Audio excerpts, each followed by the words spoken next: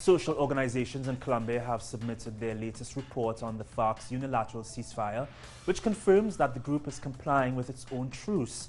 However, they express concern over the increase in activity by right-wing paramilitary groups and the deployment of the army in those same areas. Our correspondent Natalia Margarita reports from Bogota. The report notes that between September and October, the FARC didn't engage in any offensive action, while on the Army's side, 1 airstrike and 4 machine-gunning episodes were reported. The report acknowledges that the Army has reduced its offensive actions, yet it also continues seizing territory, which could eventually lead to confrontations with the FARC. Preventive actions should be allowed, and that's why we have proposed to establish a direct hotline between the guerrillas and the army forces, so that in those places where seizures are happening, both sides can agree to take preventive actions to avoid the confrontation.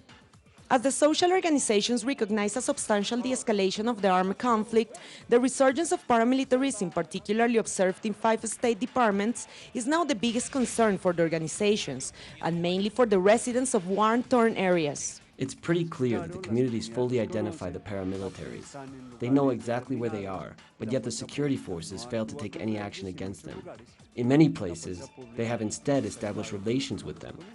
One may wonder how the security forces cannot know who the paramilitaries are if everyone else knows. The fact that the paramilitaries move around properly uniformed and fully identified as such is for the organizations an indicator of the Army's connivance with paramilitarism, a phenomenon that not just threatens the FARC's unilateral ceasefire, but peace construction as a whole. Paramilitarism implies that there is no security nor guarantee of non-repetition, and that no certainties can be provided, yet to the FARC and ELN guerrillas under a process of negotiations. If paramilitarism continues to be active, it is going to be very difficult to give guerrillas the guarantees that they are not going to be exterminated. Now the report notes that 7 human rights defenders and social activists were murdered while 3 more were disappeared, a situation that for the social organizations is directly linked to the resurgence of paramilitarism. Natalia Margarita, Telesur, Bogotá.